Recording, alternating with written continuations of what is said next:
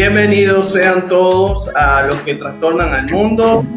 Estamos contentos, felices de poder nuevamente hacer conexión con todos ustedes, la comunidad que sin duda alguna ha sido fiel al llamado de seguirnos preparando, capacitando, pero también responder favorablemente al desafío de seguir marcando la diferencia como sal y luz en medio de este sistema, del mundo en el cual nos encontramos. Hoy programa número 55 y para nosotros es un privilegio contar con nuestro hermano y amigo Felipe Mujica.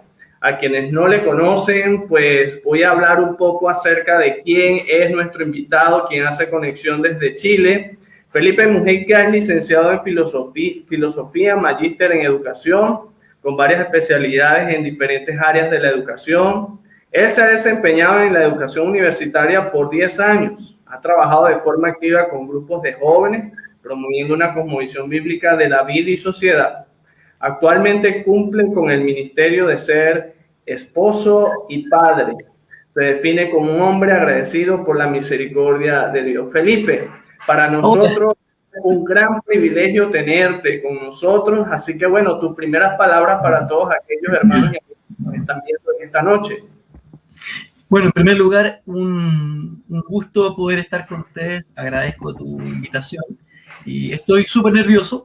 Creo que nunca había tenido un en vivo a tanta distancia. Normalmente eran acá en Chile, pero nunca a tanta distancia. Entonces, quiero decir que estoy muy contento, muy emocionado y nervioso. Eso y feliz de estar acá.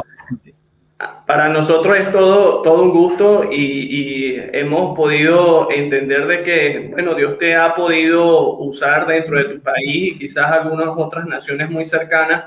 Y en esta noche queremos hablar de un tema bastante interesante, ¿no? Que mueve nuestro corazón a poder tener el compromiso, la responsabilidad de responder ahora, en este momento, como iglesia, pero también como parte del cuerpo de Cristo, y le hemos titulado Mentes Pornificadas, entendiendo todo el movimiento porno que se ha estado desarrollando tras una ideología.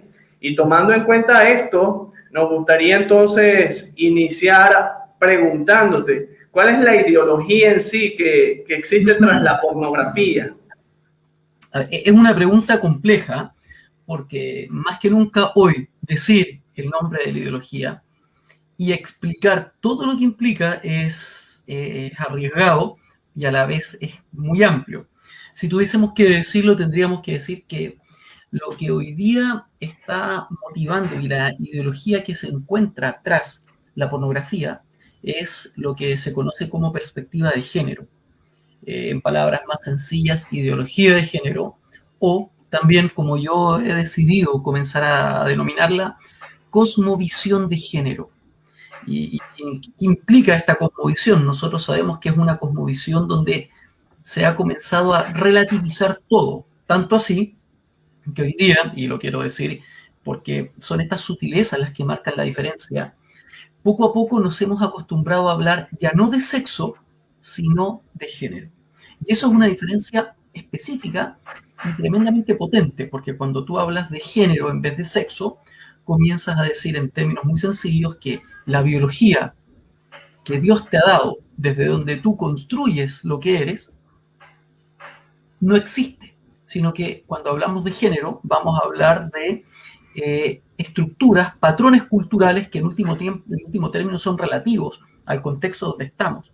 Entonces la pornografía se encuentra íntimamente relacionada con lo que es relativizar la identidad sexual de los individuos. Por lo tanto, podemos decir que la pornografía tiene una ideología de base, que es la ideología o la perspectiva de género que hoy se está propagando a nivel mundial. Me voy a arrancar con los tarros, pero te voy a contar un dato.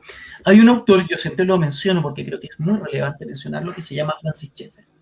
Francis Schaeffer, en su libro Huyendo de la Razón, él hace mención a esto. Y él, estamos hablando que ya más o menos 50, 60 años atrás, él ya decía que detrás de la pornografía había una ideología que estaba comenzando a filtrar las mentes de las personas y que estaba comenzando a contaminar la sociedad. Lo que muchos veían como una simple, o yo en un momento pensaba que era solamente un producto de consumo diabólico y maquiavélico, es mucho más que eso. Es un producto de consumo maquiavélico y diabólico, pero es también una de las aristas, uno de los síntomas de una ideología que hoy día está propagando la sociedad, que es la perspectiva de género. Sí, es muy bueno el que hayas tomado tu tiempo para poder dar todos estos detalles, porque al hablar de pornografía, quizás la mayoría tiene una definición muy básica, que más adelante de pronto vamos a retomar, ¿no? Pero hablar de ella busca dar a conocer la intención de un sistema que tras tantos años busca la manera de poder cauterizar la mente y el corazón de muchas de las personas que han estado cautivas, ¿no? a ella, y que es necesario el poder entonces conocer los detalles y pormenores que nos permitan entonces hacer un contraataque que sea inteligente, sabio y que a su vez pueda trascender en el tiempo y en el espacio para nosotros, para los que nos acompañan y para los que nos acompañarán en un futuro muy cercano. Tomar en cuenta esto nos lleva entonces a poder también preguntarnos, ¿de dónde parte esta ideología? O sea, ¿de dónde nace la ideología? Y también hablar un poco de uno de los tantos promotores o precursores de esta ideología, que en estos tiempos posmodernos y bajo la avalancha de la tecnología, pues es más fácil conseguir su contenido, es más fácil de pronto acceder a las ideas y dogmas que ellos tratan de instaurar o plasmar en la vida de muchas de las personas. Mira, es un tema bien complejo porque es amplio, es muy amplio. Yo creo que aquí, este tema lo podemos ver desde aristas. Hay una arista que es la arista académica y otra es la arista política. Yo te voy a contar aquí entre nosotros, que de aquí no salga, que los grandes intelectuales, promotores, o más bien dicho, iniciadores, los gestores e iniciadores de lo que va a ser la ideología de género, o la cosmovisión de género, como yo prefiero llamarla, porque es una cosmovisión, realmente es una forma completa de entender la sociedad y la vida, y que obviamente va a integrar el concepto de la pornografía, son autores como, voy a mencionar a tres. Michel Foucault, que es un autor que en el mundo académico se menciona mucho y que a mucha gente le gusta. Bueno, él es uno de los que establece los fundamentos y los pilares de lo que es la cosmovisión de género y que va a dar pie también a lo que es el desarrollo de la pornografía. Tienes a Simone de Beauvoir, lo mismo, una feminista, uno diría una feminista debería estar en contra de la pornografía. La verdad es que ella es una de las promotoras de las ideas que van a dar paso al desarrollo de la cosmovisión de género y a la pornografía. Después vamos a comentar por qué. Tienes otro, por ejemplo, que es Betty Friedan, una intelectual norteamericana que tiene un libro que se llama La mística de la feminidad, donde ella habla acerca de esta revolución sexual en donde la mujer se tiene que desvincular de ciertos roles y asumir una postura independiente, emanciparse del hombre, del cristianismo e incluso de lo que significa ser madre y esposa. Y de ahí, cuando uno va viendo las consecuencias de su ideología, tú te encuentras con que la ideología o la perspectiva o la cosmovisión de género es la consecuencia lógica. Y de ahí saltamos a la pornografía. Una última autora que yo estoy comenzando a estudiar ahora se llama Firestone Shulamit, que ella escribió también varios textos donde habla acerca, y aquí ella literalmente casi habla acerca de la promoción de la pornografía como una estrategia pedagógica para los menores de edad. Y te estoy hablando menores de edad 5 años. Firestone propone que la pornografía es una herramienta pedagógica y que debe ser aplicada a menores de edad. Y estoy hablando niños desde los 5 años e incluso más jóvenes dependiendo del caso. Y todos Sí, estos... No, dale. adelante, adelante, adelante. Lo que quiero para aclarar, y todos estos autores surgen, en general, con excepciones, entre la década, ya toman poder en Estados Unidos, se establecen entre la década de los 60, 70. Lo interesante, y un dato, es que la pornografía, mira un dato interesante, la pornografía a partir de la década de los 60 en Estados Unidos dejó de ser penalizada. En Estados Unidos la pornografía hasta 1958 o 57 estaba penalizada por la ley. De hecho, si a ti te pillaban con una cinta pornográfica, viendo pornografía o produciendo pornografía, te pasaban unas tremendas multas de varios dólares en esa época o podías ir preso. Sin embargo, a partir de la década de los 60 se despenaliza el consumo y la producción de la pornografía y su venta. Paralelamente, estos autores que yo te acabo de mencionar, por más o menos tiempo, comienzan a aparecer en lo que es el campo académico. Toman cátedras muy importantes en distintas universidades y se comienzan, por ejemplo, a generar cátedras en grandes universidades norteamericanas que tenían como propósito poder analizar, investigar y estudiar la pornografía. Un dato interesante, estos autores que yo te menciono, como Simone de Beauvoir o Michel Foucault, fueron, y aquí es el cagüín, el dato nomás, no es un o sea, cagüín es un término chileno, es como un dato por debajo, fueron solventados y fueron financiados por fundaciones como la Fundación Rockefeller. La Fundación Rockefeller financió autores que promovían el consumo, el uso de la pornografía como una estrategia pedagógica. ¿Te das cuenta de eso? Tanto así que estos mismos autores que te menciono, Beauvoir, Foucault, Firestone, eran promotores de la pedofilia. De hecho, estaban completamente abiertos a la pedofilia. Entonces, pornografía, pedofilia, y aquí voy a decir algo con riesgo de quemarme, eran todos además autores de izquierda. Entonces, pornografía, pedofilia y pensamiento de izquierda en la década de los 60, 70, 80 y 90 en Estados Unidos estaban completamente de la mano. Lo que pasa es que nosotros, como dicen, somos el patio trasero de Estados Unidos, entonces las cosas nos llegan acá atrasados y después nos damos cuenta de lo que implicaban ciertas ideas. Pero te digo, el pensamiento de izquierda está relacionado con la cosmovisión de género, con la promoción de la pornografía y además con la pedofilia, abiertamente. Es muy, muy, muy fuerte cuando tú comienzas a estudiar a sus ideólogos, a sus gestores. Sí, es interesante el hecho de lo que tú apuntas sobre la forma en cómo quieren educar a las nuevas generaciones, el medio, la herramienta que es la pornografía. Y creo que ya en algunos países ya no solamente están considerando, sino que en algunas provincias o algunos estados dentro de esos países han comenzado algunos sistemas educativos a avalar y a dar luz verde a poder hacerlo a través de la pornografía, desconociendo no solamente los riesgos, sino también las consecuencias que pueden perdurar en la vida de aquel infante que cree con una cosmovisión distorsionada de lo que realmente debe ser la sexualidad.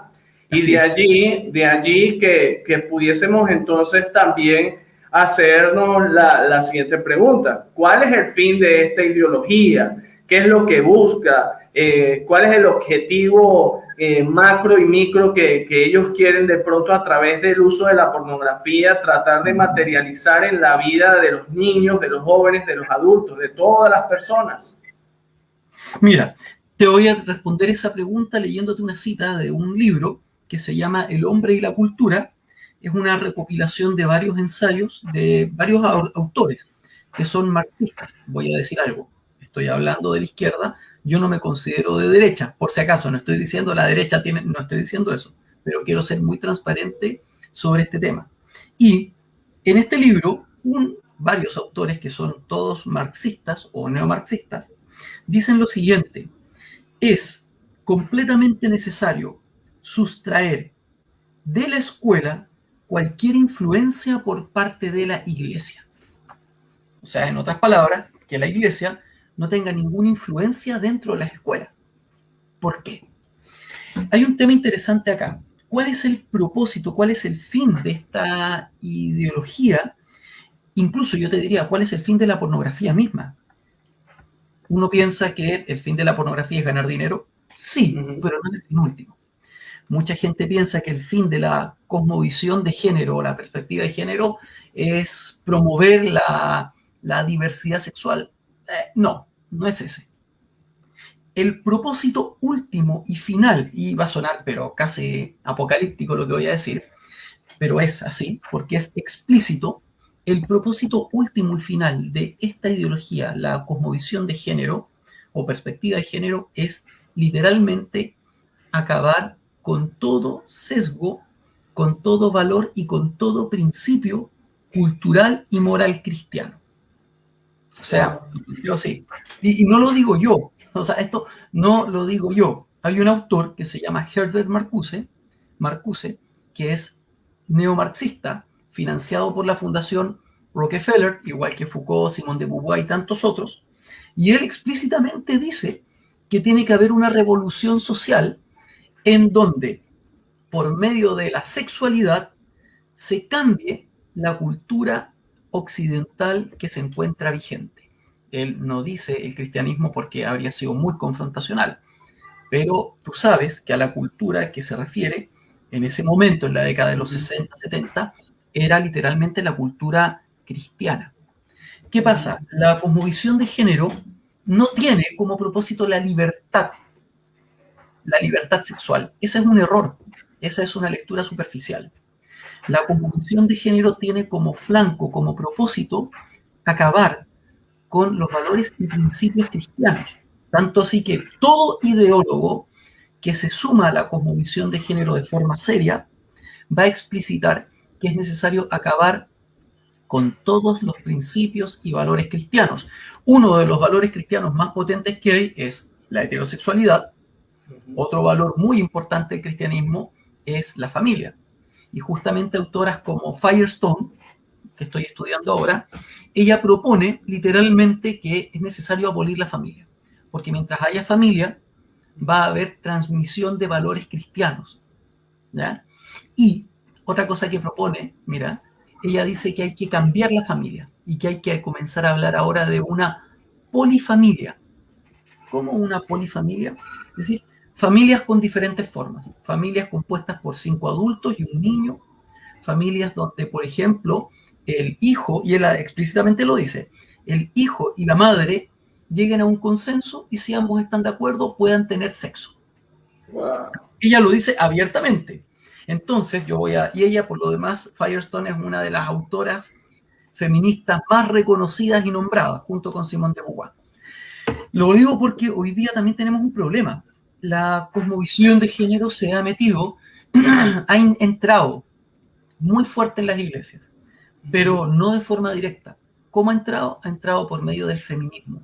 Entonces, muchas personas, hombres y mujeres cristianos, en su ignorancia sobre de dónde viene el feminismo, han abrazado el feminismo. Lo que no saben es que cuando tú abrazas al feminismo, estás abrazando la cosmovisión de género. Y cuando abrazas la cosmovisión de género, abrazas literalmente la abolición, la destrucción y el que desaparezca totalmente la cultura cristiana. No lo digo yo, lo plantean los autores que construyen la cosmovisión de género y que han promovido el feminismo durante los últimos 60 años. Creo que en este punto como iglesia hemos sido yo me acuso yo el primero, porque las cosas que te estoy diciendo las vine a entender hace un año, más o menos, para ser sincero. El año pasado me pasé todo el año como en cuarentena, encerrado en mi casa leyendo. O sea, he leído todo el año, y me he encontrado con esta realidad que yo no había visto antes, porque Dios no me lo había permitido y porque yo era muy obtuso de mente y cerrado y tal vez estaba muy ideologizado. Pero cuando tú estudias estos autores, te vas a dar cuenta que el feminismo es una punta de flecha que como consecuencia lógica trae el que aceptemos la cosmovisión de género. Si una iglesia acepta el feminismo, eventualmente va a terminar aceptando la cosmovisión de género. Y si tú aceptas la cosmovisión de género, aceptas que la iglesia cristiana, como la conocemos, debe desaparecer. Es así de radical. Sí, y entiendo que durante todos estos años, la manera en que esta ideología ha tratado de llegar a la iglesia ha sido intencional, pero también estratégica, Así es. buscando de que se pueda consensuar pues acciones o formas de llevar a cabo tal o cual dinámica dentro de la sociedad, simplemente como es la bandera de esta ideología, el tratar de dar la debida prioridad a los derechos que desde aún antes de nacer ellos tenían. Y esto a su vez me causa intriga en cómo es la estrategia que ellos han venido utilizando para filtrar su contenido en la mente de las personas. Y antes que me responda, hace un par de días veía con mi esposa una película de Disney, una de las tantas que ha salido, y es interesante que una de las estrategias que seguro tú vas a mencionar es el cine, ¿ok? La televisión, en cómo quizás lo que en su momento, unos 20, 40, 50 años atrás se proyectaba, no viene a ser ni la sombra de lo que ahora se muestra, el contenido y también el objetivo que busca con toda la fuerza habida y por haber quien crea estos cómics o crea esta serie, tratar de cautivar el corazón de quien la recibe. Entonces, llamó mi atención porque se hablaba mucho del feminismo y era un cómic o una caricatura para niños de no más de 10, 12 años, de los 3 años en adelante. Y una de las frases que de verdad nos hizo ruido a mi esposa y a mí es que una de los protagonistas decían, ¿para qué buscar que nuestros padres se casen? Lo mejor es que ellos vivan solteros y mantengan su vida como solteros. O sea, tratando de menoscabar el poder dar continuidad al diseño original de Dios, dar continuidad al tema de la familia, que ha sido parte de la construcción que ha hecho Dios. Entonces, esta es una de las tantas cosas que podemos encontrar hoy, pero ¿qué estrategias han venido planteando con bastante secreto, pero también muy abiertamente a la sociedad esta ideología mezclada con la pornografía? Mira, hay varias estrategias, hay varias. Puedo mencionar los términos técnicos y después podemos llevarlo a lo concreto. Una estrategia es la dialéctica cultural.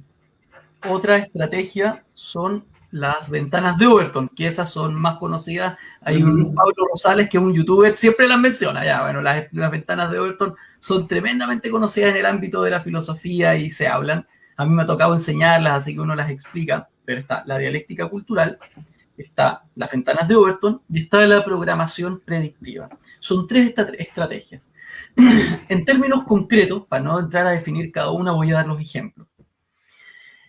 Hay una estrategia que es la más potente, que es el disolver la familia, haciendo que el hombre se aparte sexualmente de su esposa, permitiendo que uno, o dándote la opción de que tú consumas pornografía, por ejemplo, por medio de redes sociales.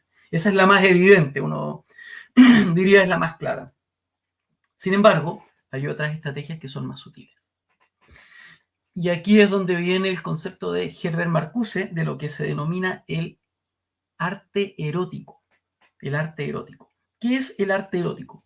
El arte erótico es una estrategia, es un sistema, una forma de concebir los medios de comunicación, las artes de todo tipo, plásticas, visuales, cine, literatura, todo, y tú vas permeando ciertos valores y principios de la cosmovisión de género en películas, en series, en novelas, en música, en películas para niños. Aquí, por ejemplo, yo te voy a dar un caso. Voy a dar 2 ejemplos, mira, te voy a contar uno. No sé si tú, bueno, yo tengo una hija de 5 años y ella le gustó mucho la película Frozen, la uno. Tú me imagino que la habrán visto ya. Nosotros fuimos con mi hija a la película Frozen hace harto tiempo, ya no dejamos que la vea.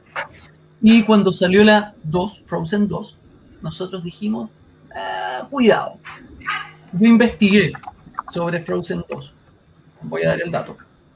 Bueno, no sé si tú sabes, pero Frozen 2 inicialmente la Elsa, la que tiene los poderes de hielo, ella iba a terminar siendo lesbiana. No sé si tú sabías eso. Ella iba a terminar siendo lesbiana.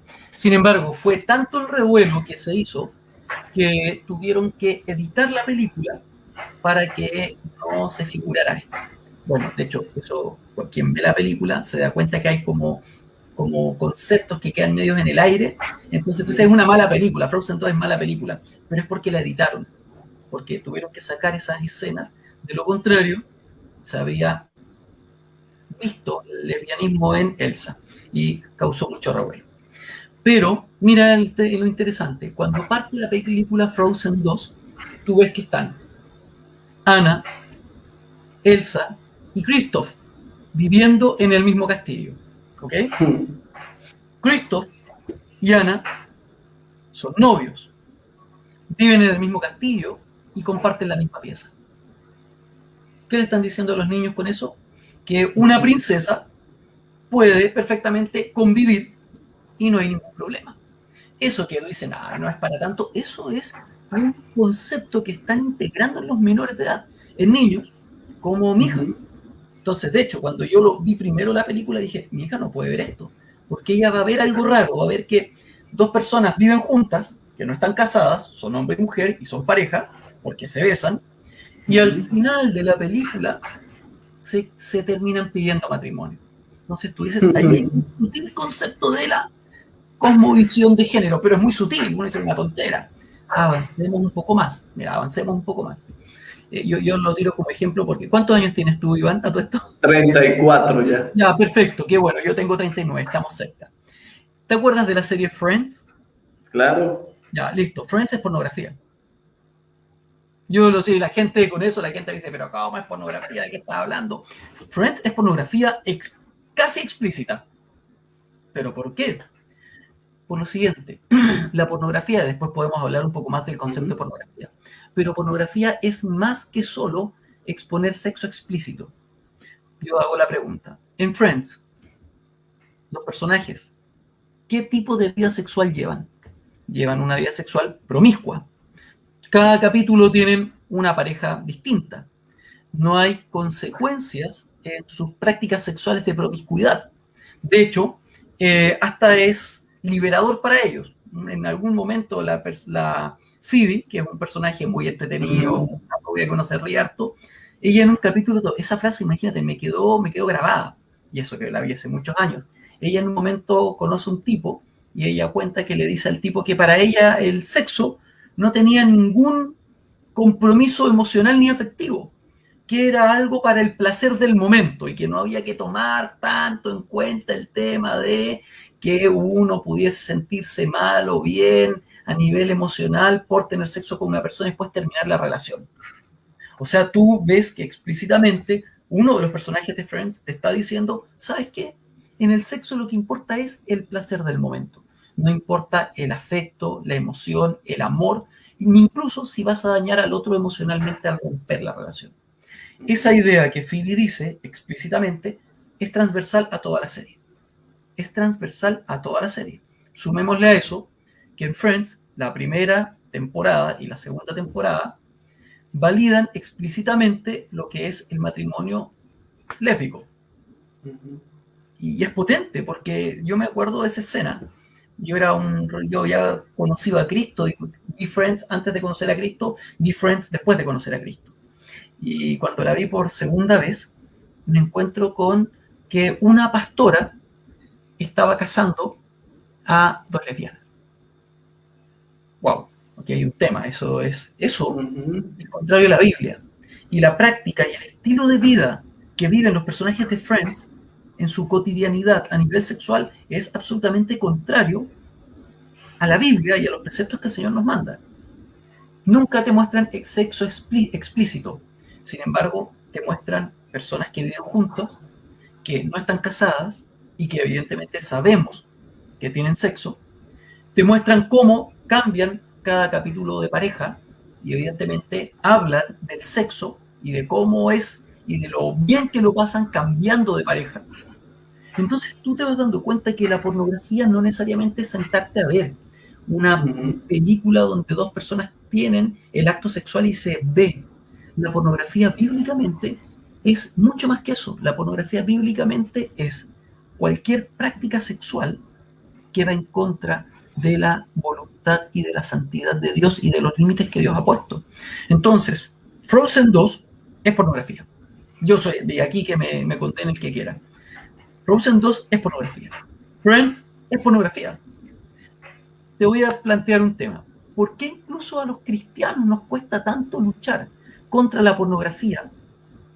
Y yo hice mi evaluación sobre este tema ya hace un tiempo atrás, porque como buen hombre he tenido luchas con la pornografía. O sea, si yo te digo, no, nunca tuve ningún problema, he tenido problemas con la pornografía, he tenido que luchar en oración con eso, pero me comencé a dar cuenta de una cosa, que la tentación de la pornografía estaba relacionada a pensamientos que venían de series y películas que yo había visto.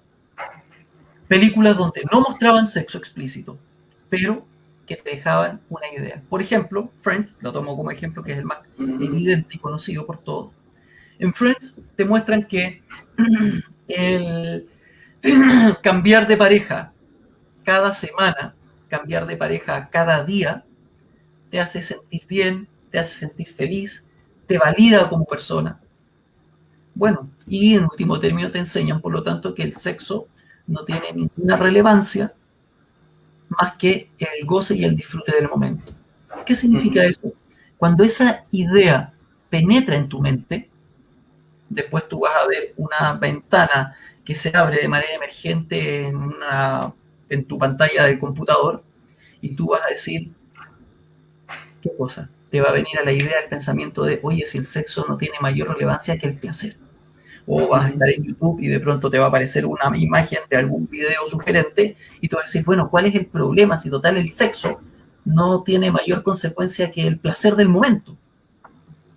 Eso ocurre en nuestras mentes porque hemos permitido que ideas, conceptos, frases, preceptos, consignas del mundo ingresen en nosotros.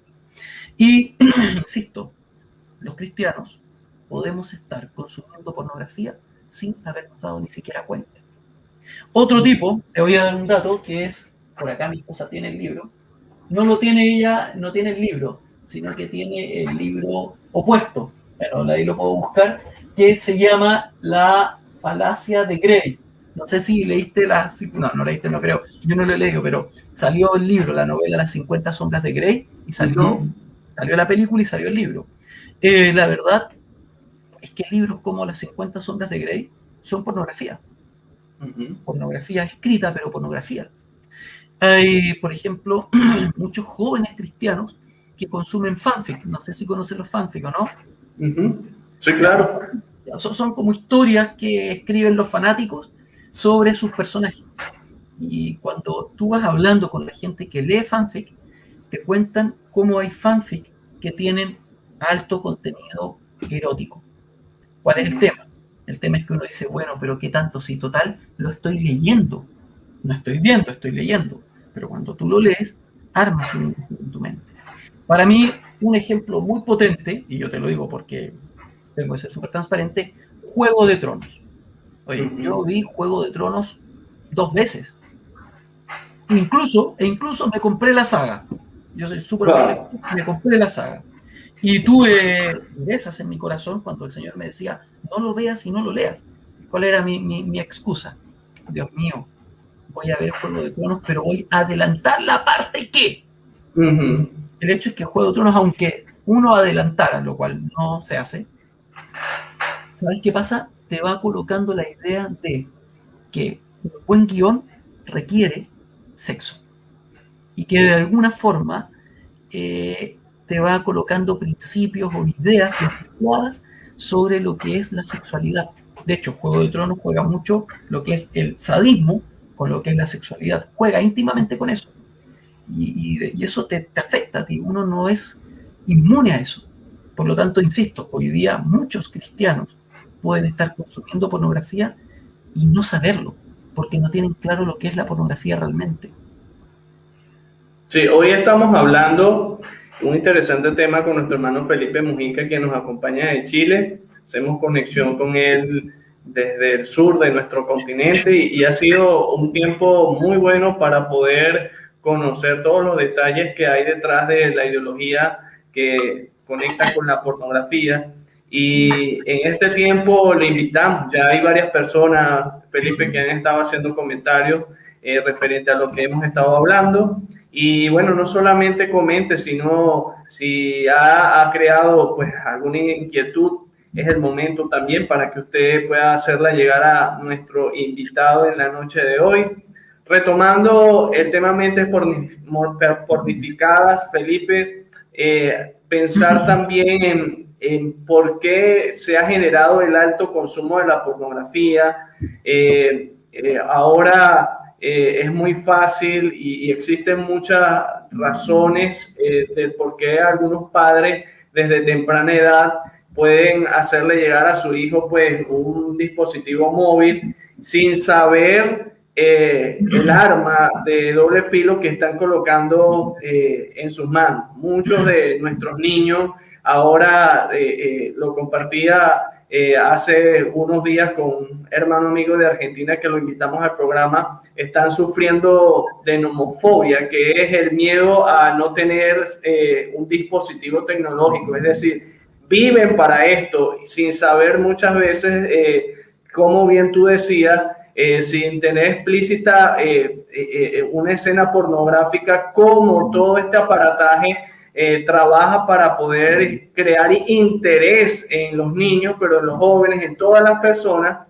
De allí entonces a la fecha, al momento, porque hay un alto índice del consumo de pornografía, que no solamente es como bien alguien lo comentaba por allí, es desde la entrada de Playboy y demás empresas, sino es que ha estado de hace un buen tiempo, pero a la fecha sus brazos son múltiples, las maneras de actuar son múltiples y a su vez hay un gran acceso de las personas que lo consumen.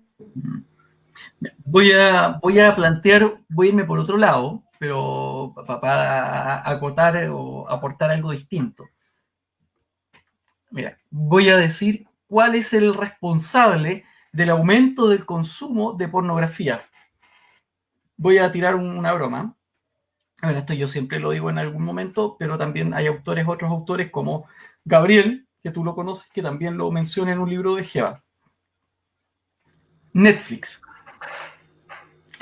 Pero ¿cómo? Si en Netflix no hay pornografía. Bueno, obviemos el tema de que, yo digo, en Netflix si hay pornografía podríamos debatirlo, discutirlo, pero te voy a plantear esto. Netflix, ¿qué es lo que te enseña? Netflix es una plataforma, así como otras que hay, pero a mí en especial yo le tengo mucha pica a Netflix, porque Netflix ha hecho muchas burlas de la figura de Jesús. Netflix no es solo una plataforma de consumo de películas y series. Netflix es un estilo de vida. ¿Cuál es la base de Netflix? Netflix te dice, tú con un clic puedes ver la serie que quieras, cuantas veces quieras, saltándote sin comerciales, en el momento que quieras. Es decir, en otras palabras, te enseña a que puedes tener lo que quieras, cuando quieras, las veces que quieras. En otras palabras, te da rienda suelta a tus pasiones. Si es eso, es como, yo tengo riendas sueltas con Netflix a mis pasiones de ver lo que quiera cuando quiera. Imagínate que tenemos una generación de niños que crece con el hábito de poder ver lo que quiera, cuando quiera, en el momento que quiera. Pregunta, esos niños, esos jóvenes, esos adolescentes, esos jóvenes adultos universitarios, ¿están desarrollando dominio propio o no? No, no están desarrollando dominio propio. Puedo darme un maratón de series en Netflix y eso evidentemente es darle rienda suelta a mi carne. Puedo pasar 3 horas viendo Netflix, le estoy dando rienda suelta a mi carne. después cuando venga la tentación en mi celular, ¿voy a poder resistirla? No, no la puedo resistir porque ya le enseñé a mi carne algo muy potente. ¿Qué cosa? Que no tengo que darle, que no tengo que ponerle restricciones, sino que tengo que darle rienda suelta. Tomo el ejemplo de Netflix, pero pensemos hoy día, yo voy a plantearlo así, yo sé que el celular es muy peligroso, pero el real problema del celular no está en el celular mismo. El celular implica peligros. El problema real del celular es este. ¿He aprendido a tener dominio propio o no? Mira, yo te voy a decir una cosa. Para mí, este tema de nosotros nos habían soltado, volvimos a entrar, yo ahora estoy de nuevo en cuarentena, estamos totalmente encerrados en la casa. Y antes teníamos fases. Yo ahora estoy en fase 1. Significa que estamos encerrados y no podemos salir para nada, a excepción de algunos permisos que más encima nos quitaron. Y yo decía, antes de que nos quitaran los permisos y antes de entrar a esta fase, decía, Dios mío, no importa que me envíen a cuarentena, total, voy a pedir sushi. Y como puedo pedir sushi y me lo traen a la casa, voy a comer todos los viernes sushi. Y con eso se solucionó mi crisis de cuarentena. Bueno, eso es darle rienda suelta a mi carne. Dios me dijo una cosa, ponle límites a tus deseos. No dejes que tus deseos te dominen. En efecto, el celular te da la posibilidad de satisfacer muchos deseos, incluso de satisfacer deseos sexuales. Puedo, dos opciones. Uno, tiro el celular por la ventana, sí, y no lo uso más. Pero hay un problema. El problema es que tengo que usar mi computador. Con el computador voy a tener el mismo problema. El problema real, Iván, no es el celular. Hay que tener restricción con los hijos y el celular sí. No es el computador. Hay que tener restricción con los hijos y el computador sí.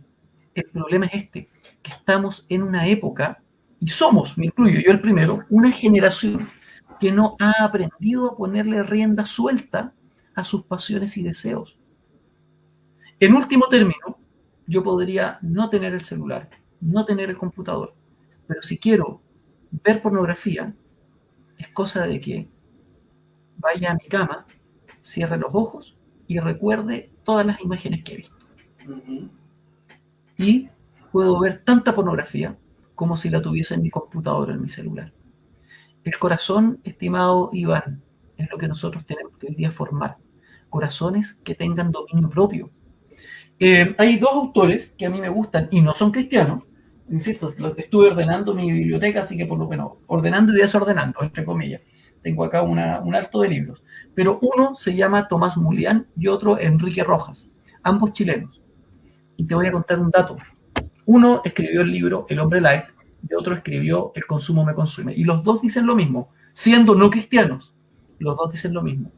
Estamos en una época donde tenemos una generación que es incapaz de tener dominio propio. Incapaz de tener dominio propio. Cuando tú no tienes dominio propio, la tentación se te va a presentar, pero no eres capaz de rechazarla. Hoy día tenemos un problema. Tenemos padres cristianos que le pasan el celular a sus hijos, no le ponen restricción de horas y por lo tanto no le enseñan dominio propio. Yo lo veo en mi hija, mira, yo lo veo en mi hija, me ha costado, tiene 5 años, nos queda mucho por delante. Pero ¿sabes qué? Mi hija toma el celular y puede estar todo el día pegada en el celular. Yo he tenido que decirle, amor mío, hija mía, te amo, y porque te amo, te voy a permitir ver 1 y 2 videos, y los tiene que ver a mi lado, o al lado de su mamá, y son videos de 5 minutos cada uno, y después de eso ya se acabaron los videos, y ella está aprendiendo que después de ver los videos que el papá o la mamá le dijeron, ella nos tiene que pasar el celular, y ahora lo hace. Está aprendiendo dominio propio. Algo que a mí me costó aprender y que tuve que aprender a los 30, y ya lo está teniendo a los 5. Entonces yo les diría a los padres, igual que tú y yo, enséñenle a sus hijos dominio propio. Insisto, yo le puedo quitar el celular a mi hija, pero si ella no tiene dominio propio, el pecado va a tomarla por otro lado. El pecado la va a tomar por otro lado. Tenemos que enseñar dominio propio hoy día. Mira, disculpa que me extienda, si tú me quieres cortar. Adelante, no, para nada. Este sí lo tengo acá a vista, este sí lo tengo acá a la vista. Ay, aquí te lo. Hay dos por lo menos. Encontré uno. Este es Tomás Mullién. Tú te fijas, un libro chiquitito, cortito, tiene ¿cuánto? 80, 70 páginas. Pero hace una descripción tan buena de cómo tenemos una generación que es adicta a consumir.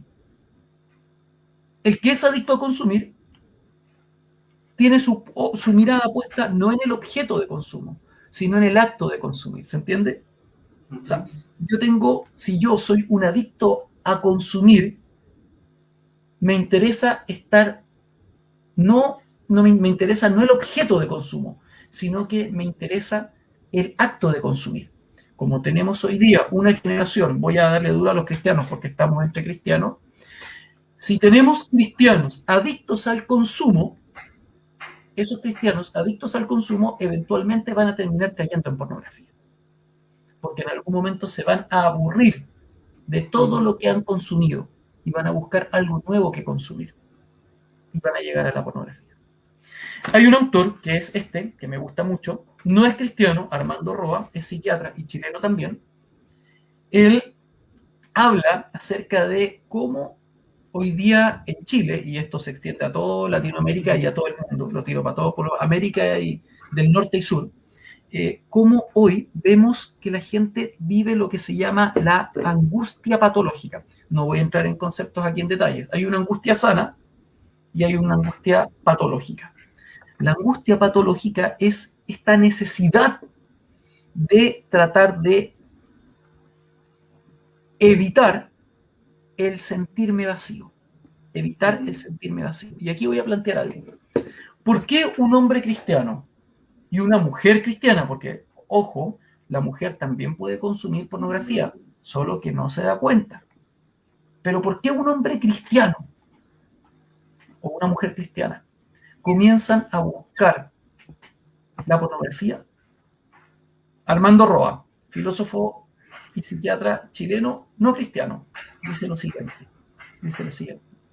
Van a buscar la pornografía porque van a buscar evitar esa sensación de vacío que está en su interior. Es decir, van a tratar de huir de la angustia patológica. Y aquí hay un tema interesante, porque yo puedo ser cristiano, pero estar enfermo de angustia. ¿Por qué? Por algo muy sencillo. Porque mi deleite no está en Dios. Te voy a contar un dato interesante. Esta autora que se llama Betty Friedan, que escribió La mística de la feminidad, ataca directamente al cristianismo, ataca a la iglesia, ataca los valores cristianos, y ella relata lo siguiente. Esto lo relata a partir como de la década de los 60. Ella cuenta que en la década de los 60 los niveles de ansiedad y de estrés de las mujeres norteamericanas aumentaron mucho. Y ahí hay muchos estudios que validan lo que ella dice. Y ella dice lo siguiente, mira, interesante, ella dice, la iglesia no fue capaz de suplir, de satisfacer esta necesidad de sentido que tenía la mujer norteamericana. Por lo tanto, ella dice, la única forma de suplir la necesidad de sentido, esta angustia patológica, de acabar con la angustia patológica, es emanciparte, liberarte de tu rol de mujer, de tu rol de esposa, de tu rol de madre. Y en último término, darle rienda suelta a los placeres y a los deseos que tiene la mujer. Si quiere hacer uso libre de su cuerpo y ser prostituta, si quiere practicar cualquier orientación sexual, si quiere consumir pornografía, lo que sea, haya una libertad total. El hecho es que hoy día tenemos muchos cristianos que consumen pornografía porque aún no han logrado comprender que es Dios el que los puede saciar, el que los puede llenar y el que los puede liberar de esa angustia patológica que estamos viviendo en esta época. Tenemos una generación enferma de una angustia patológica. Y el problema es que voy a plantearlo así, tenemos valores cristianos, tenemos hábitos cristianos, pero hemos olvidado que también tenemos que tener una mente y un corazón cristianos. El cristianismo, Iván, no es solo moralidad. El cristianismo no es solo no matar, no robar, no mentir y no tener sexo antes del matrimonio. El cristianismo es una cosmovisión, una manera de entender cada área de mi vida. E insisto, si yo como cristiano no soy capaz de darme cuenta que cuando veo una serie en donde se presenta la vida sexual promiscua como si fuese lo más normal del mundo, si yo no soy capaz de darme cuenta que ahí hay pecado y que estoy siendo cómplice de ese pecado y que me estoy deleitando en ese pecado, es que realmente no he entendido completamente todo lo que implica el Evangelio y la cosmovisión bíblica y cristiana. Y yo sé que esto es duro y pesado y que a mucha gente no le gusta, pero hay que decirlo y es la verdad.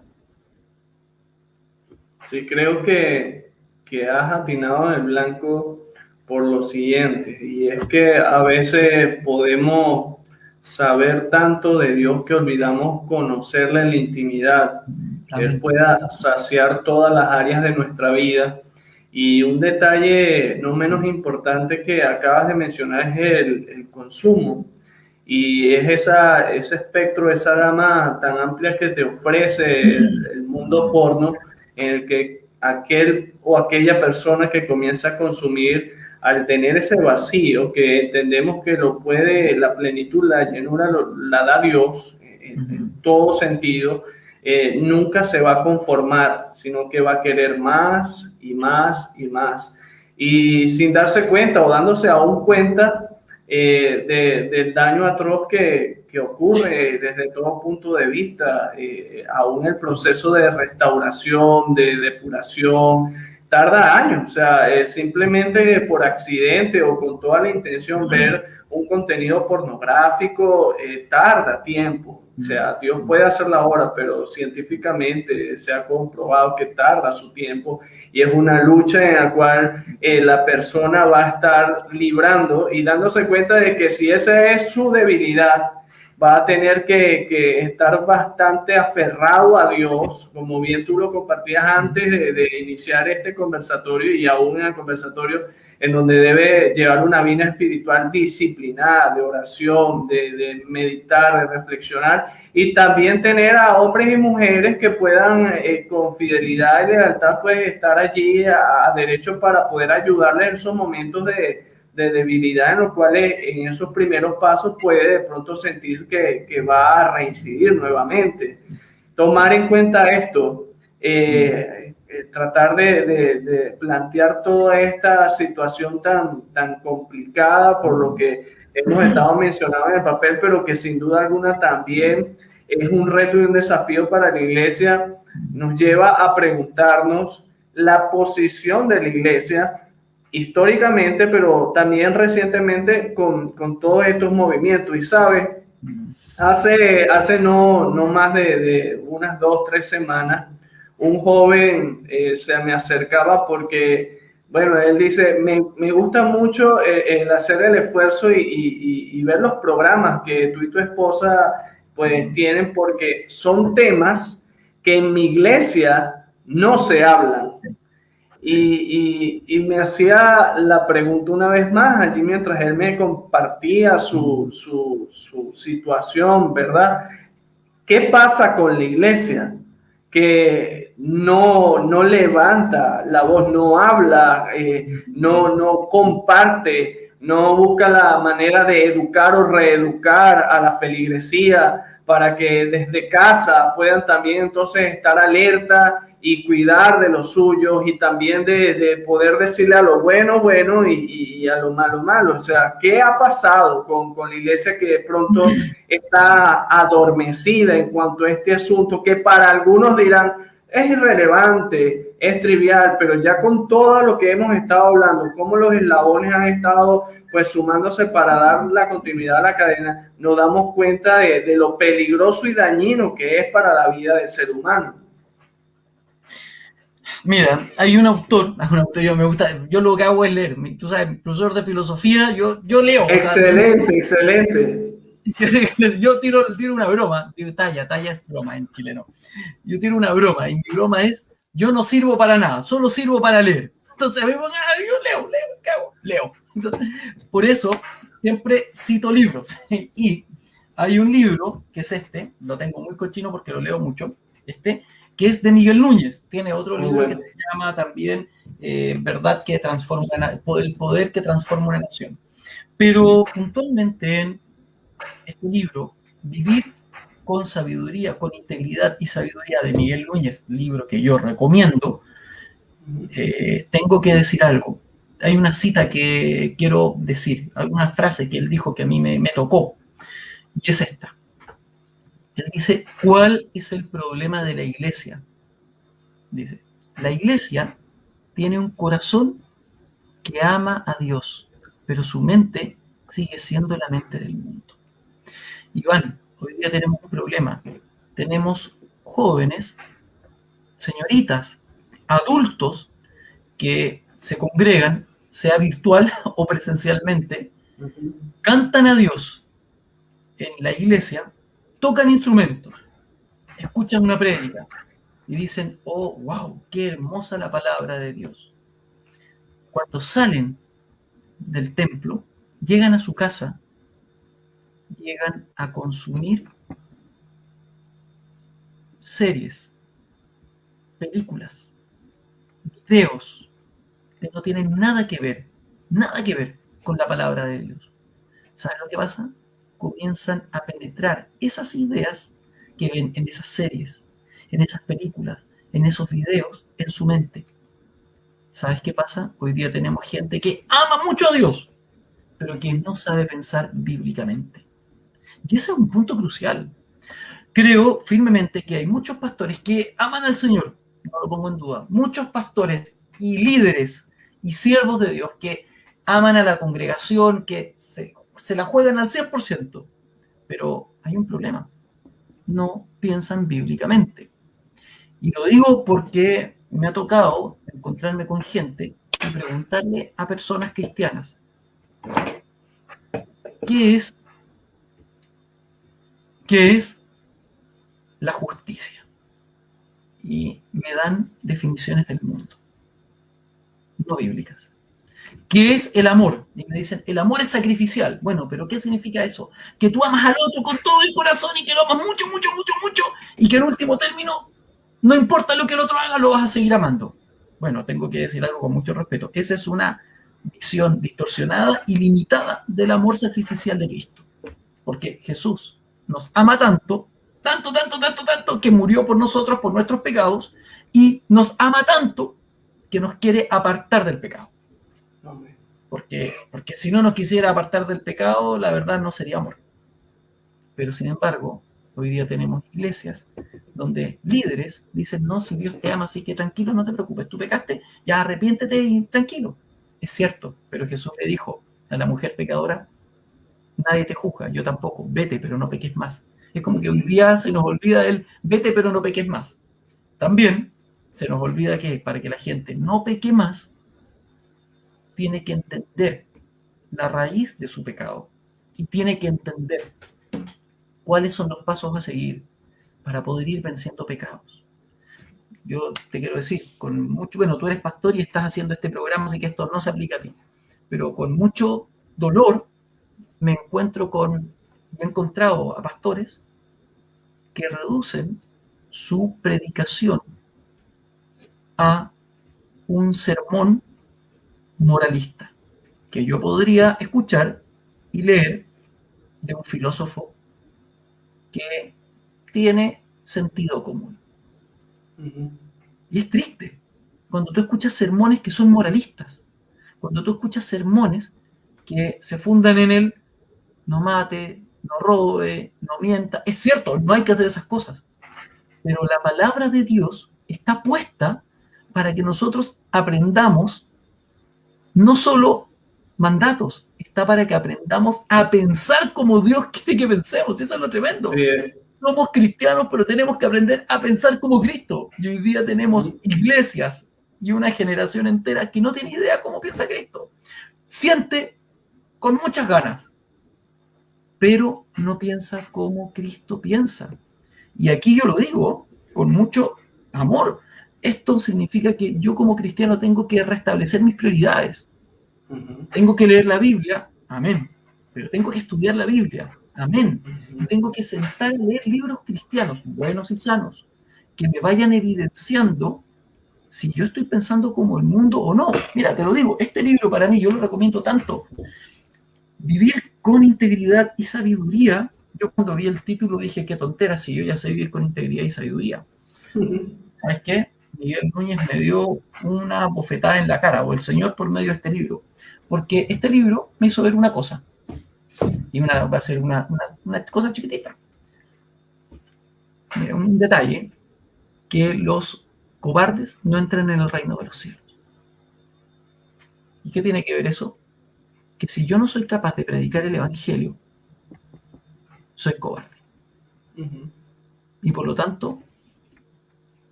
no estoy dentro de aquellos que deben entrar en el reino de los cielos. No voy a hablar aquí de predestinación o no, aunque yo tengo una postura y soy bien del lado, soy del lado de los 5 puntos. Pero no importa, el hecho es que más allá de eso, la Biblia me evidencia algo. Si yo soy hijo de Dios, soy valiente. Cueste lo que cueste. Pero de pronto tenemos hijos de Dios que en pos de la tolerancia y el amor al otro, obvían decir que hay pecado. Y no, eso no es valentía. Creo que es importante, Iván, que aprendamos. Tenemos que aprender juntos, todos, a pensar bíblicamente. Y eso implica reformular y evaluarnos a la luz de la palabra de Dios. ¿Qué ideas, qué definiciones tengo en mi cabecita? Y comenzar ahora a tomar las definiciones de la Biblia. Para mí tú conoces a R.C. Sproul, ¿no? Sí, claro. Ya. Para mí fue una bendición cuando una vez escuché una predicación del Brevita, donde él exponía y explicaba lo que era el amor ágape. A mí siempre me dicen, y yo lo sé, el amor ágape es el amor sacrificial de Cristo.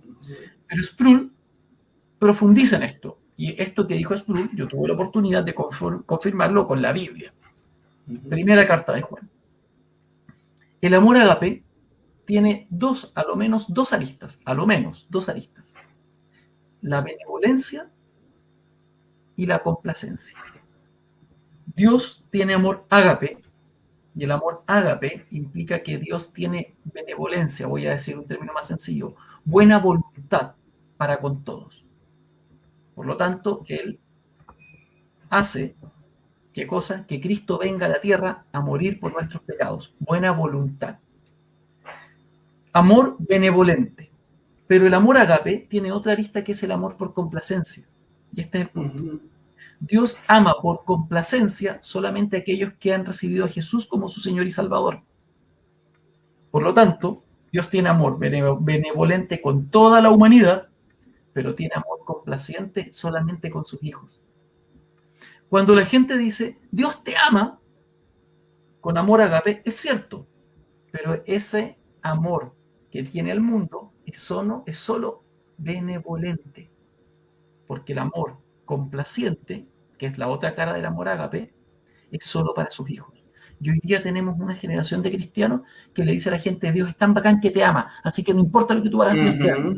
Sí y no. Dios tiene amor benevolente para los pecadores, pero el amor complaciente, el amor que salva, ese solamente lo tiene para con aquellos que se arrepienten. Y hoy día tenemos cristianos que no piensan bíblicamente, que no entienden lo que es el amor de Dios. Si tenemos cristianos que no entienden el amor de Dios a la luz de las Escrituras, es muy difícil que puedan predicar el Evangelio. Yo me estoy arrancando con los tarros, Iván, así que si tú me dices corta, así, me dices no más.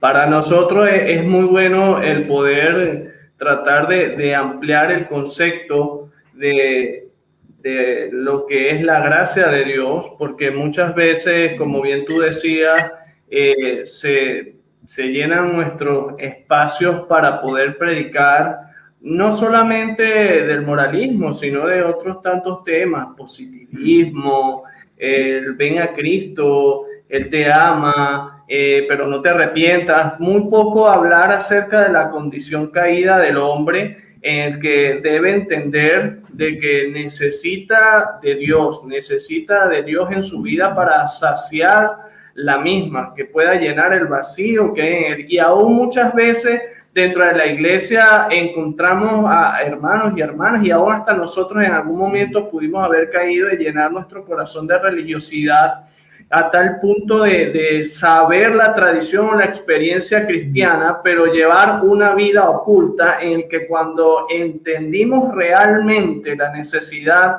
de poder encontrar y nuestra vida con el Señor y responder al desafío de llevar una vida íntegra, una vida en santidad, es allí donde las cosas comenzaron a marchar de una manera diferente, porque el Señor vino a ser el todo de nuestra vida y el compromiso de tratar, como bien tú decís, la palabra de Dios, de emular la mente de Cristo día tras día, contra los pros y los contras, contra las dificultades que vamos a encontrar en el día tras día. Entendemos, Felipe, que dentro de nuestras iglesias, y de pronto hasta pudimos haber nosotros en algún momento estar atados al tema de la pornografía, para ya ir cerrando, sí, sí. Para todas estas personas que de pronto están atadas y por vergüenza no llegan a un punto de poder hablar con Dios, pero también hablar con ciertas personas, pastores o líderes que puedan ayudar, que puedan contribuir a poder sanar y restaurar las heridas de este corazón. ¿Qué podrías como consejos dar a todas aquellas personas que en lo secreto, en lo oculto, luchan con la pornografía? Y es interesante porque este es uno de los pecados en el que, digamos, solamente Dios puede que lo sepa y lo conoce, porque nada le es oculto, pero es un pecado que a diferencia de mentir, de murmurar, se mantiene bajo llave. ¿Me explico? Muy poco se sabe si realmente aquel que predica, que enseña, que canta, que ayuda al prójimo, está llevando una vida secreta en donde, bueno, lucha constantemente con la pornografía. ¿Qué consejos podemos darle a todas estas personas que podemos hoy tenerlas acá conectadas en vivo? Puede que lo vean después. ¿Qué consejos podemos darle a ellas? Voy a tratar de ser bien consecuente. No voy a decir primero una cosa y después otra. Lo primero, no hay un método. Y aquí voy a decir no hay un método por lo siguiente. Esto es entre nosotros, Iván, que de aquí no salga. Es una broma, no sé qué sale. Yo te voy a contar. Durante años, yo luché con la pornografía. Luché durante una vez al mes, una vez a la semana, de repente eran muchos días. Luché con eso, sí. Lo tengo que reconocer como pecado. Incluso sirviendo a Dios y predicando muchas veces. Y lo tengo que decir así. Fue hasta hace muy poco tiempo, y te hablo casi un año y tanto, que Dios me hizo entender una noche en donde estaba siendo tentado con pensamientos sexuales que no podía seguir. Y en ese momento fue una instancia de decisión donde dije, Señor, esto no puede seguir. Ese momento fue para mí el momento clave. Hubo un punto de inflexión donde algo pasó, hubo una victoria. Te lo digo porque así fue para mí. He conocido otras personas que han necesitado ayuda, programas, que han necesitado estar apoyados constantemente. Tengo que decir aquí lo siguiente. Para mí mi mayor apoyo, sí, fue mi esposa. Y aquí podría decir un consejo. Si tú estás luchando con la pornografía hoy día, yo te entiendo, también lo he hecho. Y te voy a decir una cosa. No te calles. Habla y díselo a la persona a la que más amas. Yo se lo dije a mi esposa. Y fue increíble cuando se lo dije y recibí su perdón. Y yo supe entonces que era el perdón de Dios. Y eso me ayudó a hacer este cambio, esta inflexión en mi mente. Te lo digo porque el último término puede ser en tu caso, en el caso al que esté escuchando esto, puede ser que no sea tu esposa porque estás soltero, puede ser que sea tu líder, tu pastor, tu novia, no lo sé. Pero no te quedes callado. Eso es lo peor que uno puede hacer. Si tú te quedas callado, la Biblia dice, mientras callé, se consumieron mis huesos. Lo dicen los salmos, David. No te quedes callado. Háblalo, hasta que lo digas. Cada vez que peques, lo digas a alguien. ¿Sabes por qué? Porque mientras tú lo digas a otro, vas a estar rompiendo una barrera. Vas a estar rompiendo una dureza en tu corazón. Y es verdad. Mira, hay dos ejemplos muy claros para mí. Pedro y Judas. Ambos pecaron. Ambos traicionaron a Jesús. Judas se quedó callado y el remordimiento lo llevó a la muerte. Pedro, que pecó, se arrepintió porque reconoció su pecado y se humilló ante Dios. No hay mayor humillación ante el pecado de la pornografía que ir y decirle al otro, en especial al que tú amas y al que sabes que has ofendido, he pecado. Sabes que ese acto es un acto que va rompiendo el corazón, va rompiendo la dureza del corazón, y que creo firmemente que puede ser el primer paso para librarte de ese pecado. Eso. Amén. Hoy hemos compartido con nuestro hermano Felipe Mujica un tema titulado Mentes Pornificadas. Hemos hecho un recorrido de la ideología tras la pornografía, cómo ha venido durante tantos años tratando de cauterizar la mente y los corazones de nuestra sociedad y también la misma iglesia. Y de allí, hermanos y hermanas, amigos que nos ha estado acompañando en esta noche, el gran compromiso, el reto, el desafío de todos nosotros es poder abrir los ojos, despertar y tratar de pedirle al Señor sabiduría, entereza para poder hacer este trabajo. Es amplio, es un trabajo de día a día, un trabajo en el que necesitamos ser constantes, perseverantes, dándonos cuenta del enemigo que tenemos delante y entendiendo también de que no estamos solos, que el Señor nos acompaña y nos seguirá acompañando cuando de pronto no podamos más. Amén. Hermano Felipe, por acá tenemos algunos comentarios y creo que hay preguntas también. Voy a tomar entonces este espacio para hacerlos llegar. Por acá, hermano Juvenal Mesa dice saludos desde Guanare, Venezuela. Dios les bendiga. La hermana Yahandra García, saludos, Dios les bendiga. Ella nos acompaña desde el Zulia, Venezuela. Por acá, nuestro hermano Joángel Pérez nos dice, Dios les bendiga, activado con Cristo. Él está desde Yaracuy, Venezuela. Dentro de toda la conversación, Joángel comenta datos muy importantes. Me gustaría que deje los autores antes mencionados para instruirme. No me dio la oportunidad de copiarlo. Quizás ya después de terminado el conversatorio, pues podemos, Felipe y mi persona, compartir estos y demás autores y dejarlos allí en los comentarios para que todos aquellos interesados puedan entonces investigar y tenerlos para crecer. Juvenal Mesa da un comentario. En el año de 1953 se funda la revista Playboy como una publicación para adultos. La primera foto publicada fue la de Marilyn Monroe, autografiada, y según su dueño Hugh Hefner, estuvo dirigido a hombres y no se pasaban fotos de homosexuales.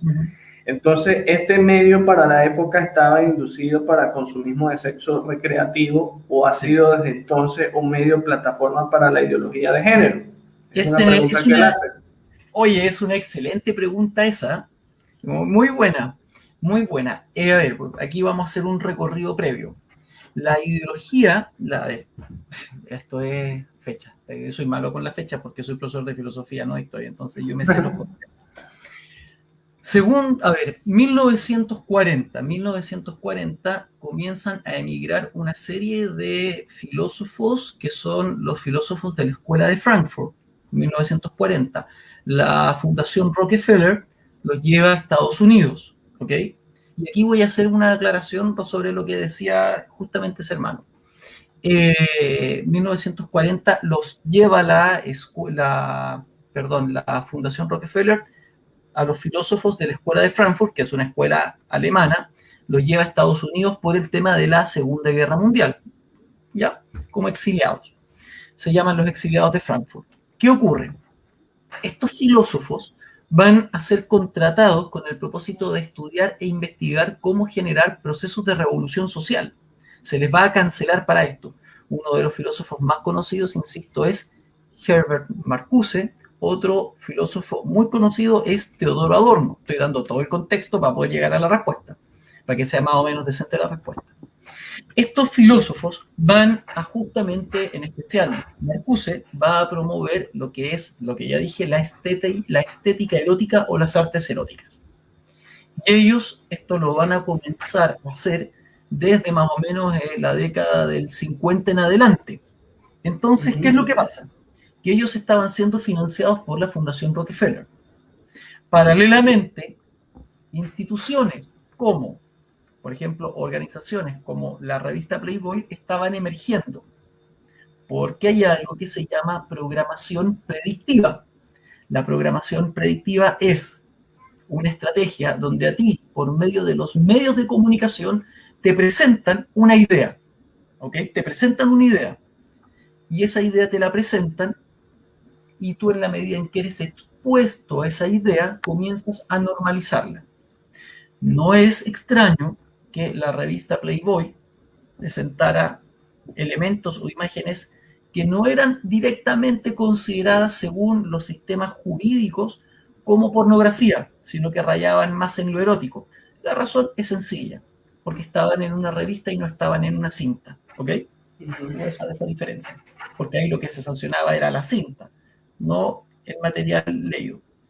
¿Y qué ocurre? Paralelamente, que comienzan a promover por medio de las revistas la aceptación de la pornografía, tenemos autores que son, por ejemplo, Marcuse, que comienzan a hablar de la necesidad de establecer la estética erótica, es decir, colocar el sexo y el erotismo en todos los ámbitos, digamos, recreativos, visuales, cine, libros, películas, series.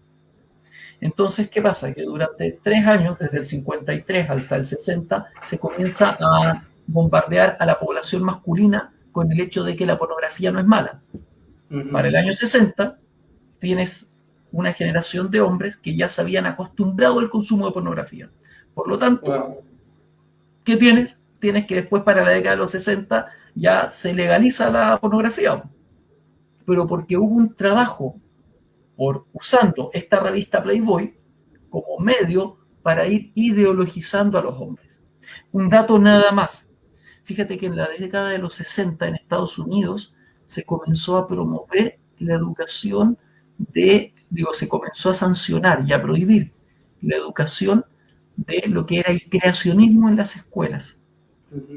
¿Cachai? Se legaliza la pornografía, se va rechazando el creacionismo. El creacionismo no es solamente que Dios creó el mundo, el creacionismo es que Dios creó hombre y mujer para estar en familia y en matrimonio. Pero hubo un proceso de ideologización que vino, por una parte, por filósofos, por otra parte, por la revista Playboy, y por otra parte, que no mencionamos acá, por organismos e instituciones políticas que también estaban promoviendo la pornografía. Entonces, lo que mencionan ahí en ese comentario es una de las aristas que se estaba gestando para legalizar la pornografía y para comenzar un proceso de ideologización inicialmente en los hombres. Eso. Por acá comenta también Joan Ángel Pérez, los entretenimientos del mundo desean alejar a la juventud y generación venidera a los principios bíblicos. Qué tremendo que las novelas también insistan en la pornografía. Sí. Juvenal Mesa aporta 2 preguntas, y es: ¿de qué manera la iglesia cristiana puede contrarrestar los efectos de la pornografía? ¿Y cómo puede competir la iglesia con la atracción de la pornografía en redes sociales y series de televisión? Buena pregunta esa. Creo, mira, el otro día me pasó que cuando estábamos viendo, no, ese no era yo, me confundí con Sujel Michelén. Pensé que iba a decir algo que dijo Sujel Michelén como si lo hubiera dicho yo. Esto lo dijo Sujel Michelén. Sujel Michelén, y yo fui por YouTube, estuve en ese seminario que hizo, que se llamó Portados Varonilmente. ¿Okay? Se llamaba Portados Varonilmente. Y en este seminario que él dio, habló acerca de lo que significa la masculinidad desde la perspectiva bíblica. ¿Por qué lo digo? Porque en un momento a él le dijeron, entonces significa que ella no puedo ver series entretenidas de animación. Un hombre le dijo, entonces no puedo ver series de animación entretenidas o cosas así. Planteo lo siguiente.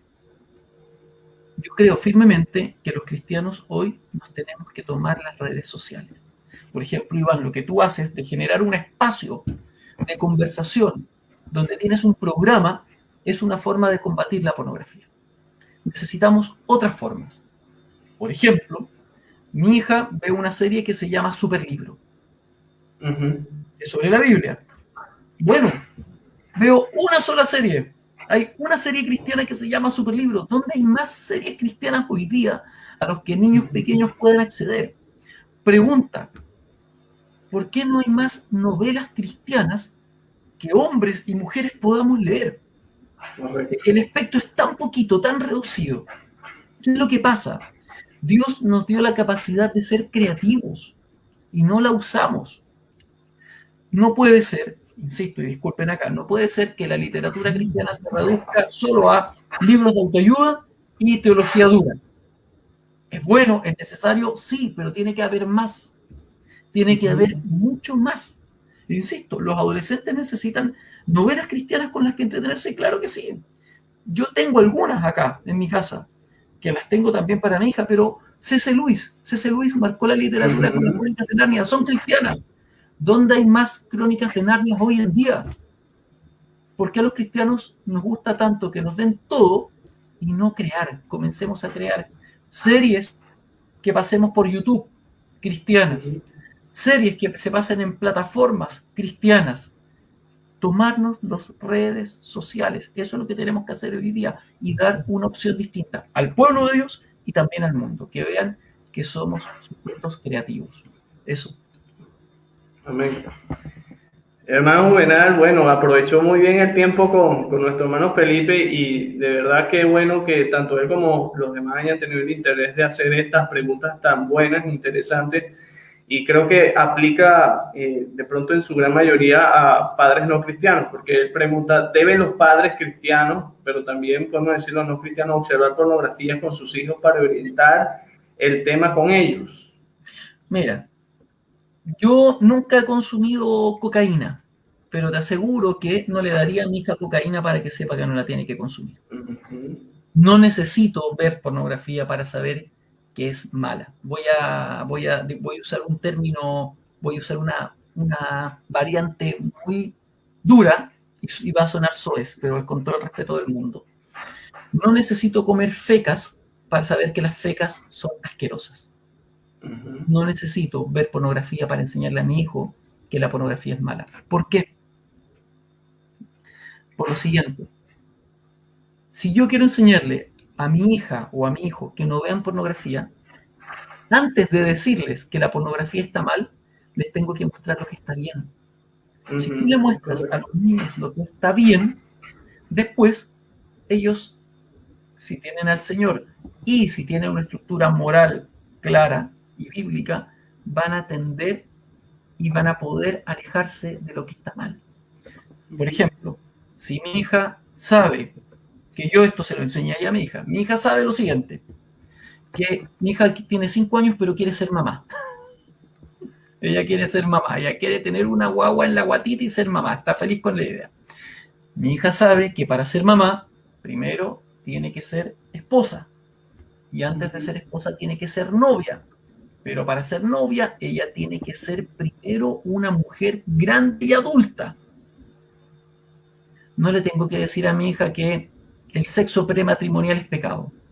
Tengo que enseñarle a mi hija la bendición de lo que es tener una vida matrimonial según los parámetros de Cristo. Y ella sí va a saber después diferenciar el pecado de lo que no es pecado. De hecho, yo te lo digo, hoy día mi hija con 5, y yo cometo errores, mi hija, yo me he equivocado en la crianza, pero hay cosas buenas que rescato. Y es que hoy día mi hija es capaz de decir, papá, eso está mal. Pero eso lo enseñé el año pasado, sí, se lo enseñé el año pasado, pero hoy día ella sabe lo que es bueno y lo que es malo. No necesito que mi hija vea pornografía para saber que es pecado. ¿Qué tengo que hacer como padre? Enseñarle cómo se vive un matrimonio y una relación en Cristo. Amén. Hay varios comentarios ya para ir cerrando. Joángel Pérez dice: Dios lo bendiga, hermano Felipe Mujica. En el escuchar está el aprender. Puedo escucharle varias horas. Si no leemos el manual de vida, no vamos a saber cómo vivir como Dios quiere. La hermana Ana Castillo dice: qué tema tan interesante e importante, Pastor Iván, y felicito al hermano porque habla sin tapujos sobre un tema que aún persiste en el tabú. Y es necesario que a veces tenemos que hacernos una revisión introspectiva que nos ayude a sacar a la luz a veces tanta moralidad. Me encanta porque es necesario este tipo de temas que actualmente están en el tapete. Por lo menos el feminismo está ganando un terreno increíble. Es necesario sincerarse acerca de esto. Dice por acá nuestro hermano Edgar Dimas Betancourt: excelentes argumentos, diversidad de perspectiva, bíblicamente acertado, empático y asertivo. Bueno, gracias hermano Edgar por ese halago para nuestro invitado Felipe. Y bueno, segundo, es así, ha sido un buen tiempo. Joángel termina diciendo: eso ha sido un gran error de la sociedad, le hablan a los niños de los anticonceptivos, a la vez ellos entienden que pueden hacerlo, pero cuidándose, y la verdad es que Dios quiere que nos guardemos y consagremos. Hay que estar activados con eso, con los consejos que le damos a los niños. Para nosotros, la comunidad de los que trastornan el mundo, en este programa número 55 que hemos titulado Mentes Pornificadas, en el cual nos ha acompañado nuestro hermano y amigo, el licenciado Felipe Mujica desde Chile, ha sido un tiempo de refrigerio, de crecimiento y de desafío. Así que bueno, Felipe, quisiéramos que pudiese cerrar con una reflexión final para todos los que hicieron hoy el esfuerzo de acompañarnos en esta entrevista en vivo y para los que te van a ver en diferido. Bueno, una reflexión final. Primero, el Señor nos ama y el amor de Dios se traduce en que Él no solamente nos perdona, sino que también nos restaura, libera y transforma de nuestro pecado. Si hoy día tú estás luchando con la pornografía, por favor, no eres el único. Hay muchos que hemos luchado con eso. Y la recomendación es, el consejo en el amor del Señor es: no lo guardes, no te quedes callado. Habla, porque en la medida en que tú reconoces tu pecado, las durezas de tu corazón se van rompiendo y te vas apartando y santificando por la obra del Espíritu Santo. Y segundo, transformémonos por medio de la renovación de nuestro entendimiento para que comprendamos cuál es la voluntad de Dios, buena, agradable y perfecta. Hoy día necesitamos un pueblo que sea capaz de pensar desde la Biblia. Eso. Amén. Que esa sea una realidad en cada una de nuestras vidas y que podamos tener hombres y mujeres fieles y piadosos comprometidos con el Señor y con el reino de Dios. Gracias, Felipe, por acompañarnos. Esperamos de que, como siempre le digo a los invitados, no se convierta en debut y despedida, sino que podamos agendar para poder seguir aprendiendo y creciendo de lo que también el Señor te ha dado en tu vida. Que Dios bendiga no solamente tu ministerio, sino también tu familia, tu esposa, tu hija. Creo que también hasta tu mascota, que lo escuché cuando se te invitó a Jataú. Y bueno, que Dios bendiga también la patria en donde vives. Es nuestro deseo y nuestra oración que también Dios bendiga a Chile y Dios bendiga a nuestro continente, al mundo, a través de hombres y mujeres, así como hoy hemos podido ver a través de la vida de nuestro hermano Felipe, que están tomando este desafío y tratando de orientar y ayudar a la iglesia a poder despertar a través de una cosmovisión bíblica y teológica y aún también científica que pueda, pues, crear este despertar en todos nosotros en poder hablar y no callar. Así que fuerte abrazo, Felipe, para ti, para tu familia, para la iglesia y también para todos ustedes. Con el favor de Dios nos reencontraremos la próxima semana. Feliz noche para todos. Bendiciones.